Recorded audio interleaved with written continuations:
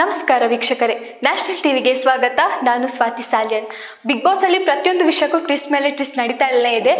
ಈ ವಾರ ನೋಡೋದಾದ್ರೂ ಕೂಡ ಸಾಕಷ್ಟು ಟ್ವಿಸ್ಟ್ಗಳಾಯಿತು. ಗೆಸ್ಟ್ಗಳು ಬಂದು ಹೋದ್ಮೇಲೂ ಕೂಡ ಸಾಕಷ್ಟು ಟ್ವಿಸ್ಟ್ಗಳಾಯಿತು. ಸೀಸನ್ ಸ್ಟಾರ್ಟ್ ಆಗಿದ್ಮೇಲೂ ಅಷ್ಟೇ ಸಾಕಷ್ಟು ಟ್ವಿಸ್ಟ್ಗಳಿಗೆ ಹೆಸರಾಗಿದ್ದಂಥ ಈ ಸೀಸನ್ನಲ್ಲಿ ಮತ್ತೊಂದು ಟ್ವಿಸ್ಟ್ ಸಿಗುತ್ತೆ ಅನ್ನೋದೊಂದು ಜನರ ಅಭಿಪ್ರಾಯ ಆಗಿದೆ. ಯಾಕಂದರೆ ರಜತ್ ಮತ್ತು ಚೈತ್ರ ಅವರು ಈ ಒಂದು ವಾರ ಅಷ್ಟೇ ಮನೇಲಿ ಇರೋದು ಅನ್ನೋದೊಂದು ಗಾಳಿ ಸುದ್ದಿಗಳು ಹರಡಾಗ್ತಿದೆ. ಅದು ಎಷ್ಟು ಸರಿ ಎಷ್ಟು ಸುಳ್ಳು ಅಂತ ಗೊತ್ತಿಲ್ಲ. ಆದರೆ ನೋಡೋದಾದ್ರೆ ಯಾಕೋ ಹೌದು ಅಂತ ಅನಿಸ್ತಾ ಇದೆ. ಒಂದು ವಾರಕ್ಕೆ ಮಾತ್ರ ರಜತ್ ಮತ್ತೆ ಚೈತ್ರ ಅವರು ಮನೆಯೊಳಗೆ ಬಂದಿದ್ದಾರೆ ಅನ್ನೋದು ಅರ್ಥ ಆಗ್ತಿದೆ. ಯಾಕಂದ್ರೆ ಕೆಲವೊಂದು ಸಲ ರಜತ್ ಅವರ ಬಾಯಲ್ಲಿ ಏನು ಉಳಿಯಲ್ಲ ಅನ್ನೋದು ಮಾತಿರುತ್ತೆ. ಮೊನ್ನೆ ಮಾತಾಡ್ಬೇಕಾದ್ರೂ ಅಷ್ಟೇ ಒಂದು ವಾರ ಅಷ್ಟೇ ಮಗ ಅನ್ನೋದು ಮಾತುಗಳನ್ನೇನೋ ಹೇಳ್ತಾರೆ ರಜತ್ ಅವರು. ಅದು ಲೈವ್ ಅಲ್ಲಿ ಇತ್ತು.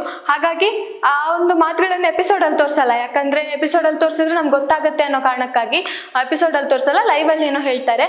ಹಾಗಿದ್ದ ಕಾರಣ ಇವರು ಒಂದು ವಾರ ಅಷ್ಟೇ ಅನ್ನೋದು ಒಂದು ಖಾತ್ರಿ ಆಗುತ್ತೆ ಅನ್ನೋದಾಗುತ್ತೆ. ಆಮೇಲೆ ನೋಡೋದಾದ್ರೆ ರಜತ್ ಮತ್ತೆ ಚೈತ್ರ ಅವರು ಲಾಸ್ಟ್ ವೀಕ್ ಅಲ್ಲೇ ತುಂಬಾ ಅಂದ್ರೆ ಲಾಸ್ಟ್ ಸೀಸನ್ ಅಲ್ಲಿ ಸಿಕ್ಕಾಪಟ್ಟೆ ಚೆನ್ನಾಗಿ ಆಡ್ಕೊಂಡು ಬಂದಿರೋರು. ಹಾಗಾಗಿ ಈ ಸೀಸನ್ ಅಲ್ಲಿ ಅವರು ಹೊಂದ್ತಾರೆ ಅನ್ನೋದೊಂದು ಹೋಗ್ತಾರೆ ಅನ್ನೋದು ಕೂಡ ಒಂದು ಡೌಟ್ ಇತ್ತು. ಯಾಕಂದ್ರೆ ಈ ಸೀಸನ್ ಅಲ್ಲಿ ತುಂಬಾ ಸ್ಟ್ರಾಂಗೆಸ್ಟ್ ಕಂಟೆಸ್ಟೆಂಟ್ಸ್ ಇದ್ದಾರೆ. ಆಮೇಲೆ ರಜತ್ ಮತ್ತೆ ಚೈತ್ರನ ಯಾಕೆ ಈ ಸೀಸನ್ಗೆ ಕರ್ಕೊಂಡು ಬರ್ಬೇಕಿತ್ತು ಅನ್ನೋದು ಕೂಡ ಒಂದು ಪ್ರಶ್ನೆ ಆಗಿತ್ತು. ಹಾಗಾಗಿ ಇವರಿಬ್ರು ಮತ್ತೆ ಕಂಟಿನ್ಯೂ ಆದ್ರೆ ಇದೆಲ್ಲೋ ಒಂದ್ ಕಡೆ ಬಿಗ್ ಬಾಸ್ ಈ ಒಂದು ಸೀಸನ್ಗೆ ತುಂಬಾ ಎಫೆಕ್ಟಿವ್ ಅಂತ ಅನಿಸ್ತಾ ಇದೆ. ಯಾಕಂದ್ರೆ ಇದು ಸಮರ್ಪಕವಾದ ನಿರ್ಣಯ ಅಲ್ಲ ಅಂತ ಅನಿಸ್ತಾ ಇದೆ. ಹಾಗಾಗಿ ರಜತ್ ಮತ್ತೆ ಚೈತ್ರ ಅವರು ಒಂದು ವಾರ ಅಷ್ಟೇ ಮಾತ್ರ ಇರೋದು ಅಂತ ಒಂದು ಗಾಳಿ ಸುದ್ದಿ ಇದೆ. ಅದು ನಿಜ ಅಂತಾನು ಅನಿಸ್ತಾ ಇದೆ. ಒಂದು ಕಡೆ ಸುಳ್ಳು ಆಗಿರ್ಬೋದು, ಒಂದು ಕಡೆ ನಿಜಾನೂ ಆಗಿರ್ಬೋದು. ಯಾಕೆ ನಿಜ ಅಂತ ಆದ್ರೆ ಗಿಲ್ಲಿ ಅಂದ್ರೆ ಈಗ ಅಶ್ವಿನಿ ಅವರು ಜಾನ್ವಿ ಅವರು ಹೋದ್ಮೇಲೆ ಅದು ತುಂಬಾ ಸಪ್ಪೆ ಆಗಿದ್ದಾರೆ. ಎಲ್ಲೂ ಮಾತಾಡಿಸ್ತಿಲ್ಲ. 2 ವಾರ ಅಂತ ಅಶ್ವಿನಿ ಅವ್ರು ಇದಾರೋ ಇಲ್ವೋ ಅಂತಾನೆ ಗೊತ್ತಾಗಿಲ್ಲ. ಹಾಗಾಗಿ ಜಾನ್ವಿ ಅವ್ರು ಹೋದಾದ ನಂತರ ಅಶ್ವಿನಿ ಅವ್ರು ತುಂಬಾ ಸಪ್ಪೆ ಆಗಿರೋದಿದೆ. ಅಶ್ವಿನಿ ಅವರಿಗೆ ಯಾರು ಇಲ್ಲ ಮಾತಾಡ್ಸೋಕೆ, ಅಶ್ವಿನಿ ಅವರ ವಿರುದ್ಧ ಯಾರು ಹೋಗ್ತಿಲ್ಲ ಅನ್ನೋದು ಒಂದು ಅಶ್ವಿನಿ ಅವರಿಗೆ ಕಾಡ್ತಿರ್ಬೋದು. ಆದ್ರೆ ಮತ್ತೆ ಈ ಮನೆಯಲ್ಲೋ ಒಂದು ಕಡೆ ಸಪ್ಪೆ ಆಗುತ್ತೆ. ಮತ್ತೆ ಜನರು ನೋಡೋದನ್ನ ನಿಲ್ಲಿಸ್ತಾರೆ. ಅಶ್ವಿನಿ ಅವ್ರ ಜಗಳ ಮಾಡೋದನ್ನ ನೋಡ್ಲಿಕ್ಕೆ ಸಾಕಷ್ಟು ಜನ ಇರ್ತಾರೆ. ಯಾಕಂದ್ರೆ ಅಶ್ವಿನಿ ಮತ್ತೆ ಗಿಲ್ಲಿಯ ಟಕ್ಕರ್ ನೋಡೋಕೆನೆ ಸಾಕಷ್ಟು ಜನ ಕಾಯ್ತಿರ್ತಾರೆ. ಹಾಗಾಗಿ ಅಶ್ವಿನಿ ಮತ್ತೆ ಜಾನ್ವಿ ಹೋದ್ಮೇಲೆ ಅಶ್ವಿನಿ ಅವರು ತುಂಬಾ ಸಪ್ಪೆ ಆಗಿದ್ದಾರೆ ಅನ್ನೋದೊಂದು ಮಾತಿರುತ್ತೆ. ಹಾಗಾಗಿ ಗಿಲ್ಲಿಗೆ ಮತ್ತೆ ಅಶ್ವಿನಿಗೆ ಟಕ್ಕರ್ ಕೊಡೋಕೆ ರಜತನ್ನ ಕರ್ಸಿರ್ಬೋದು ಅನ್ನೋದೊಂದಿತ್ತು. ಯಾಕಂದ್ರೆ ರಜತ್ ಅವರು ಲಾಸ್ಟ್ ಸೀಸನ್ ಅಲ್ಲೇ ನೋಡಿದ ಪ್ರಕಾರ ತುಂಬಾ ಆಕ್ಟಿವ್ ಪರ್ಸನ್. ಅವರ ಹೈಪರ್ ಆಗಿರ್ಬೋದು, ಅವರ ಮಾತಿನ ಒಂದು ಉದ್ದೇಶ ಅಥವಾ ಮಾತಾಡೋ ರೀತಿ ಆಗಿರ್ಬೋದು ಸಿಕ್ಕಾಪಟ್ಟೆ ಹೊರಗಡೆ ಟ್ರೆಂಡಿಂಗ್ ಆಗಿತ್ತು. ಹಾಗಾಗಿ ಅವರ ಮಾತಿಂದ ಗಿಲ್ಲಿ ಮತ್ತೆ ಅಶ್ವಿನಿಗೆ ಟಕ್ಕರ್ ಕೊಡ್ತಾರೆ ಅನ್ನೋ ಒಂದು ಕಾರಣಕ್ಕಾಗಿ ಕರ್ಸಿದ್ದಾರೆ ಅಂತ ಅನಿಸ್ತಾ ಇತ್ತು. ಇನ್ನು ಚೈತ್ರನೂ ಅಷ್ಟೇ. ಚೈತ್ರ ಮತ್ತೆ ರಜತ್ ಸೇರಿದ್ರೆ ಹೇಳೋ ಮಾತೇ ಇಲ್ಲ. ಲಾಸ್ಟ್ ಸೀಸನ್ ಅಲ್ಲಿ ನೋಡಿದೀವಿ ನಾವು ಸಿಕ್ಕಾಪಟ್ಟೆ ಜಗಳಗಳು. ಅವರಿಬ್ಬರ ನಡುವಲ್ಲೇ ಸಾಕಷ್ಟು ಜಗಳಗಳು, ಬಾಸು ಗೀಸು ಅಂದ್ಕೊಂಡು ಸಿಕ್ಕಾಪಟ್ಟೆ ಜಗಳಗಳನ್ನ ಆಡಿರ್ತಾರೆ. ಹಾಗಾಗಿ ಅವರಿಬ್ಬರ ಒಂದು ಕಾಂಬಿನೇಷನ್ ಈ ಒಂದು ಸೀಸನ್ ಅಲ್ಲಿ ಇದ್ರೆ ಇನ್ನೂ ಮನೆ ಚೆನ್ನಾಗಿ ಓಡುತ್ತೆ. ಮನೆಯಲ್ಲಿ ತುಂಬಾ ಜನ ಏನ್ ಮಾಡ್ತಾರೆ ಅಂದ್ರೆ ತುಂಬಾ ಪರ್ಸನಲಿ ಟಾರ್ಗೆಟ್ ಮಾಡೋರು ಇದ್ದಾರಲ್ಲ, ಅವ್ರಿಗಾಗಿ ಈ ಒಬ್ರು ಕಂಟೆಸ್ಟೆಂಟ್ ನ ತಂದಿರ್ಬೋದು ಅಂತಾನು ಅನಿಸ್ತಾ ಇದೆ. ಆದ್ರೆ ಎಲ್ಲೋ ಒಂದ್ ಕಡೆ ನೋಡಿದಾಗ ಇದು ಸಮಂಜಸ ಅಲ್ಲ ಅನಿಸ್ತದೆ. ಯಾಕಂದ್ರೆ ಗಿಲ್ಲಿ ಮತ್ತೆ ಅಶ್ವಿನಿಗೆ ಟಕ್ಕರ್ ಕೊಡೋಕೆ ರಜತೆ ಬೇಕಾಯ್ತಾ ಅನ್ನೋ ಒಂದು ಪ್ರಶ್ನೆ ಬರುತ್ತೆ. ರಜತ್ ಅವರು ಯಾಕಂದ್ರೆ ರಜತ್ ಅವರು ಲಾಸ್ಟ್ ಸೀಸನ್ ಅಲ್ಲಿ ತುಂಬಾ ಚೆನ್ನಾಗಿ ಆಟ ಆಡ್ಕೊಂಡು ಬಂದಿರೋರು.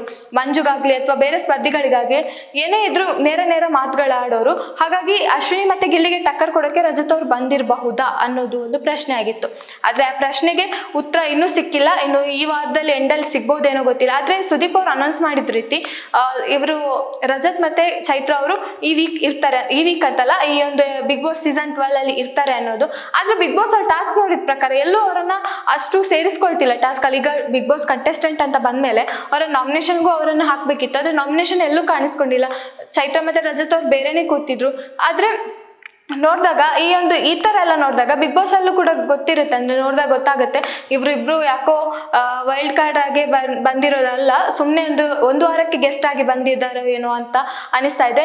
ಇನ್ನು ಅಥವಾ ಈ ವೀಕ್ ಯಾರು ಎಲಿಮಿನೇಟ್ ಆಗಿದ್ದಾರೆ ಅವರಲ್ಲಿ ಯಾರು ಹೋಗ್ತಾರೆ, ಅವರನ್ನ ಕರ್ಕೊಂಡು ಹೋಗೋಕೆ ಏನಾದ್ರು ಇವ್ರು ಬಂದಿರ್ಬೋದಾ, ಮನೆಯಲ್ಲಿ ಸ್ವಲ್ಪ ಹುರುಪು ತುಂಬಲಿಕ್ಕೋಸ್ಕರ ಇವರಿಬ್ಬರನ್ನ ಕರ್ಸಿರ್ಬೋದು. ಇದೆಲ್ಲ ಪ್ರಶ್ನೆಗಳು ಎದುರು ಬರ್ತಾ ಇದೆ. ಇನ್ನು ನೋಡಿದಾಗ ಅಷ್ಟು ಕೂಡ ಈ ಬಿಗ್ ಬಾಸ್ ಸೀಸನ್ ನೋಡಿದಾಗ್ಲೂ ಅಷ್ಟೇ ಅವರಿಬ್ಬರನ್ನ ಯಾವ ಟಾಸ್ಕ್ ಅಲ್ಲೂ ಕೂಡ ಅಷ್ಟು ಅಂದ್ರೆ ತಕೊಳ್ತಿಲ್ಲ. ಈಗ ರಜತ್ ಅವರು ಟಾಸ್ಕ್ ವಿಚಾರ ಅಂತ ಬಂದಾಗ ಚೈತ್ರ ಅವ್ರನ್ನ ಚೂಸ್ ಮಾಡ್ತಾರೆ. ಅಲ್ಲಿ ಬೇರೆ ಸ್ಟ್ರಾಂಗೆಸ್ಟ್ ಕಂಟೆಸ್ಟೆಂಟ್ಸ್ ಇದ್ರು, ಅವರನ್ನ ಚೂಸ್ ಮಾಡ್ಕೊಳ್ಳಿಲ್ಲ. ಈಗ ರಾಶಿಕನನ್ನೇ ಚೂಸ್ ಮಾಡ್ಕೊಳ್ಬಹುದಿತ್ತು ಅಥವಾ ಅಶ್ವಿನಿ ಅವರನ್ನೇ ಚೂಸ್ ಮಾಡ್ಕೊಳ್ಬಹುದಿತ್ತು. ಆದ್ರೆ ಚೈತ್ರ ಅವ್ರನ್ನ ಯಾಕೆ ಚೂಸ್ ಮಾಡ್ಕೊಂಡ್ರು? ಚೈತ್ರ ಅವ್ರ ಜೊತೆ ಆಟ ಆಡಿದ್ರೆ ಬೇರೆ ಅವ್ರಿಗೆ ಎಫೆಕ್ಟ್ ಆಗಲ್ಲ. ಈಗ ಒಂದು ವೇಳೆ ರಜತ್ ಅವರಿಂದ ಯಾರೋ ಒಬ್ರು ಸ್ಪರ್ಧಿ ಗೆದ್ರೆ ಅಲ್ಲಿ ರಜತ್ ಅವ್ರ ಕ್ಯಾಪ್ಟನ್ಸಿಗೆ ಹೋಗ್ಬೇಕಾಗುತ್ತೆ ಅಥವಾ ಆ ಒಂದು ಸ್ಪರ್ಧಿ ಕ್ಯಾಪ್ಟನ್ಸಿಗೆ ಹೋಗ್ಬೇಕಾಗುತ್ತೆ. ಹಾಗೆ ನೋಡಿದಾಗ ರಜತ್ ಅವರಿಗೆ ಅಂದ್ರೆ ಅದು ಒಂದು ವಾರಕ್ಕಷ್ಟೇ ಸೀಮಿತ ಸೀಮಿತ ಅಂತ ಅನಿಸ್ತಾ ಇದೆ. ಎಲ್ಲೋ ಒಂದ್ ಕಡೆ ಇದು ತುಂಬಾ ಸ್ಟ್ರಾಂಗ್ ಆಗಿ ಫೀಲ್ ಆಗ್ತಾ ಇದೆ. ಯಾಕಂದ್ರೆ ರಜತ್ ಅವರು ಆಯ್ಕೆ ಮಾಡಿರೋ ಕಂಟೆಸ್ಟೆಂಟ್ ಚೈತ್ರ ಅವರು ಮತ್ತೆ ರಜತ್ ಅವರು ಒಂದು ವಾರ ಇರೋದಾದ್ರೆ ಮಾತ್ರ ಅವರಿಬ್ರು ಜೋಡಿ ಆಗಿರ್ತಾರೆ. ಹಾಗಾದ್ರೆ ಬೇರೆಯವ್ರು ಏನಾದ್ರು ಅವ್ರನ್ನ ಆಯ್ಕೆ ಮಾಡ್ಕೊಂಡಿದ್ರೆ ಕೂಡ ರಜತ್ ಅವ್ರನ್ನ ಬೇರೆಯವ್ರು ಆಯ್ಕೆ ಮಾಡ್ಕೊಂಡಿದ್ರು, ಅಂದ್ರೆ ಅಶ್ವಿನಿ ಅವರು ಆಯ್ಕೆ ಮಾಡ್ಕೊಂಡಿದ್ರು, ಕಾವ್ಯ ಅವರು ಬೇಕು ಅಂತ ಹೇಳಿದ್ರು. ಈ ತರ ನೋಡಿದಾಗ ರಜತ್ ಅವರು ಚೈತ್ರನನ್ನೇ ಯಾಕೆ ಫೋಕಸ್ ಮಾಡಿದ್ರು? ಅಂದ್ರೆ ಅವ್ರಿಗೆ ಗೊತ್ತಿತ್ತು ಅಂದ್ರೆ ಈ ಒಂದು ವೀಕ್ ಮಾತ್ರ ಇರೋದು, ನಾವು ನೆಕ್ಸ್ಟ್ ಹೋಗ್ತೀವಿ, ಆಗ ಬೇರೆಯವ್ರಿಗೆ ಎಫೆಕ್ಟ್ ಆಗ್ಬಾರ್ದು ಅನ್ನೋದು. ಈಗ ಇವರಿಂದ ಬೇರೆಯವ್ರು ಸೋತ್ರೆ ಅವರಿಗೆ ಕ್ಯಾಪ್ಟನ್ಸಿಗೆ ಹೋಗೋಕ್ಕಾಗಲ್ಲ. ಮನೆಯಲ್ಲೇ ಈಗ ಇದ್ದ ಸ್ಪರ್ಧಿಗಳ ಜೊತೆ ಅವ್ರು ಆಟ ಆಡಿದ್ರೆ ಕ್ಯಾಪ್ಟನ್ಸಿಗೂ ಹೋಗ್ತಾರೆ ಅಥವಾ ಸೋತದನ್ನ ಒಪ್ಕೊಳ್ತಾರೆ, ಅಥವಾ ಅದೊಂಥರ ನ್ಯಾಯವಾದ ಒಂದು ನಿರ್ಣಯ ಅಂತಾನೆ ಹೇಳ್ಬೋದು.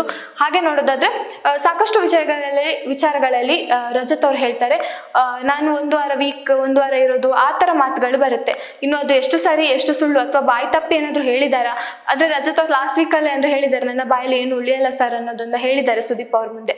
ಹಾಗಾಗಿ ನೋಡಿದಾಗ ರಜತ್ ಅವರ ಬಾಯಲ್ಲಿ ಏನು ಉಳಿಯದಿದ್ದ ಕಾರಣ ಲೈವ್ ಅಲ್ಲಿ ಈ ತರ ಒಂದು ಸ್ಟೇಟ್ಮೆಂಟ್ ಕೊಟ್ಟಿದ್ದಾರೆ ಅಂತ ಅನಿಸ್ತಾ ಇದೆ. ಇನ್ನು ಈ ವೀಕ್ ಅಲ್ಲಿ ಅವ್ರು ಇರ್ತಾರ ಅಥವಾ ಯಾವ ತರ ಆಟವನ್ನ ಕಂಟಿನ್ಯೂ ಮಾಡ್ತಾರೆ, ಇನ್ನು ಸೀಸನ್ ಅಲ್ಲಿ ಇದ್ರೆ ಈ ಒಂದು ಸೀಸನ್ ಅಲ್ಲಿ ರಜತ್ ಮತ್ತೆ ಚೈತ್ರ ಇದ್ರೆ ಯಾವ ತರ ಆಟ ಆಡ್ತಾರೆ, ಅಥವಾ ರಜತ್ ಅವ್ರಿಗೆ ಮುಂಚಿನ ತರನೇ ಸಪೋರ್ಟಿವ್ ಈಗ ಸಿಗ್ತಾ ಇಲ್ಲ. ಯಾಕಂದ್ರೆ ಗಿಲ್ಲಿ ಇದ್ದಾಗ ರಜತ್ ಅವ್ರಿಗೆ ಈ ಒಂದು ಸಪೋರ್ಟಿವ್ ಏನು ಸಿಗ್ತಾ ಇಲ್ಲ. ಹಾಗೆ ರಜತ್ ಅವರು ಅಷ್ಟೇ ತುಂಬಾ ಟ್ರೋಲ್ ಆಗ್ತಿದ್ದಾರೆ. ಈ ವಿಚಾರ ನೋಡಿದಾಗ ರಜತ್ ಅವರು ಚೈತ್ರ ಮತ್ತೆ ಅವರನ್ನ ಆಯ್ಕೆ ಮಾಡ್ಕೊಂಡಿರೋ ರೀತಿ ನೋಡಿದಾಗ ಎಲ್ಲ ಒಂದ್ ಕಡೆ ಅನಿಸ್ತಾ ಇದೆ ತುಂಬಾ ಚೆನ್ನಾಗಿ ಮೈಂಡ್ ಗೇಮ್ ಆಡ್ತಿದ್ದಾರೆ ರಜತ್ ಅವರು.